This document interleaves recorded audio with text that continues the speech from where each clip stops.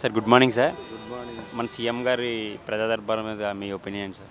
ప్రజా దర్బార్ గతంలో ఉన్నది ఇప్పుడు ఉండాలి అని సీఎం గారు స్పెషల్గా దాన్ని కోరుకొని దాన్ని ప్రజావాణిగా మార్చింది. ఇప్పుడు హెక్టిక్గా వస్తున్నారు చాలా ఎక్కువ మంది, దాదాపు పంజాగుట్ట సర్కిల్ వరకు కూడా ఇలా వచ్చే పరిస్థితి ఉంది. కాబట్టి దాన్ని 2 days నుంచి జిల్లాలకు కూడా ఎట్లా ఎక్స్టెండ్ చేయాలనేది ఆలోచన ఉంది.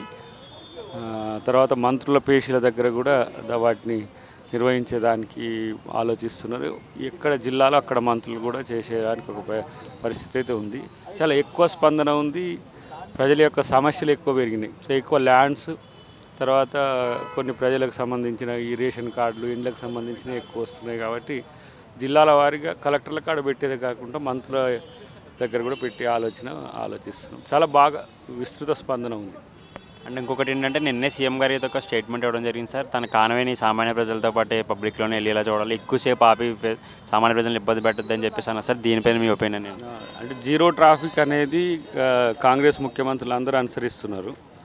అది సిద్ధరామయ్య గారు కూడా జీరో ట్రాఫిక్ ఉన్నారు. వారు కూడా ఇక్కడి నుంచి జూబ్లీహిల్స్ నుంచి అక్కడికి పోవాల్సిన పరిస్థితుల్లో మంత్రుల మూమెంట్స్ కూడా, టీఆర్ఎస్ గవర్నమెంట్లో ఏమో సీఎం సెక్రటరియట్ పోయేది కాదు, మంత్రులు ఎక్కడ ఉండేది కూడా తెలియదు. ఇప్పుడు సెక్రటరియట్కు 12 మంది క్యాబినెట్ అయినరు, వివిధ ప్రాంతాల నుంచి పోవడం, తర్వాత రేపు 18 మంది కూడా అవుతారు. సో అలాంటప్పుడు ప్రజలకు ఇబ్బంది కలగొద్దనే ఉద్దేశంతోనే జీరో ట్రాఫిక్ సిస్టమ్ తీసుకొస్తారు. డెఫినెట్గా సహజమైన ట్రాఫిక్ పోవడం అనేది అందరికి కూడా మంచి అభిప్రాయం ఏర్పడుతుంది ముఖ్యమంత్రి గారి మీద. ఇంకోటి ట్రాఫిక్ ఇబ్బందులు ఒక్కసారి కనుక ట్రాఫిక్ జామ్ అయితే ఒక గంటన్నర వరకు నరకం అనుభవిస్తున్న పరిస్థితి. కాబట్టి అదొక మంచి ఆలోచన.